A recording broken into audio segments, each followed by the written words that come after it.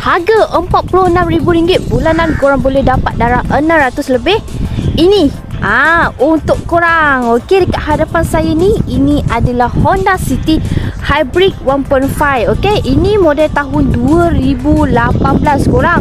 Walaupun 2018 korang tengok sahaja condition dia pun masih nampak macam baru, memang masih tip-top lah saya cakap. Okey, alright, dekat luar dia pun tak ada cala-bala, tak ada bengkok apa semua, memang nice gila. Okey, alright, macam biasa kalau korang tak puas hati tengok dalam video, korang boleh datang walk in dekat Carco Sungai Besi Auto World. Okey, korang nak test drive sekali pun boleh, tak ada masalah. Okey, alright, korang tengok bahagian luar dia pun memang dah nampak nice and nampak sporty gila. Okey, alright, kita tengok pula dalaman dia.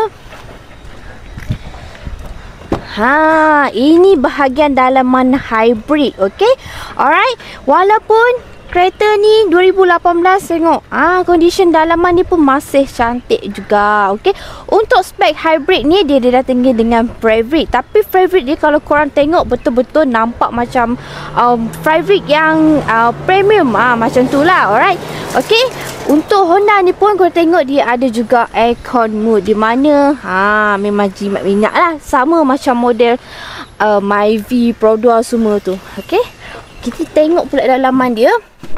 Saya buka dulu. Okey, sini full stop button. Hybrid korang tahu memang dia akan senyap sahaja, korang tak tahu dia dah start ke tak.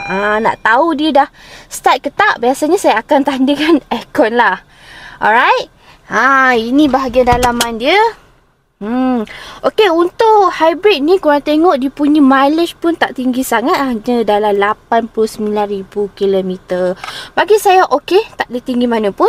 Alright, lepas tu dia datangi dengan touchscreen infotainment system. Okey, masih berfungsi dengan baik. Boleh tekan lagi, tak ada masalah. Okey, ini bahagian control icon dia. Okey, untuk hybrid ni korang tengok dia agak, sorry korang. Okey, untuk hybrid ni dia agak sedikit berbeza dengan bahagian gear dia, macam saya cakap. Okey, kalau korang tengok variant lain gear dia macam tarik macam tu kan, tapi untuk hybrid ni dia punya gear ni nampak bagi saya nampak nice gila lah hybrid dia ni.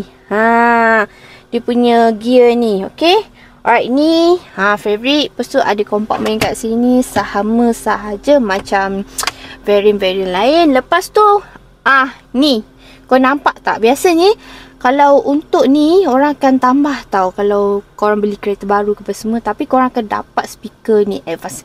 So memang sound hybrid ni, Honda hybrid ni saya cakap memang sound dia best gila nak. Okey.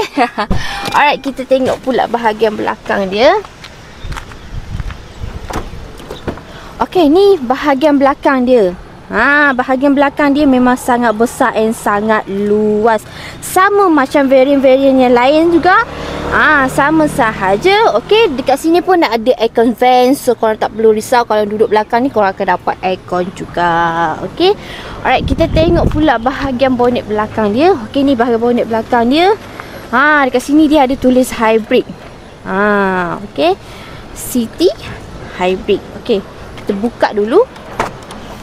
Okey, ni bahagian dalaman dia memang sangat besar dan sangat luas, sama macam variant dia lain juga, besar dan sangat luas. Nak letak barang okey sahaja. Okey, kalau nak angkat barang ke okey, memang sangat okey. Alright.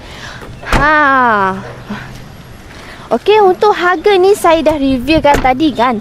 Untuk harga ni korang boleh, Honda City ni korang boleh dapat harga yang sangat berbaloi dan sangat murah. Okey, korang boleh dapat harga dalam RM46,000 bulanan dalam 600, ikat los 9 tahun. Kalau korang nak rendah lagi, korang boleh up ataupun turunkan lagi lah tahun dia. Okey, so untuk korang yang berminat dengan Honda Hybrid ni, cepat PM kita sekarang, sementara stok masih ada. Kita tak banyak stok ni.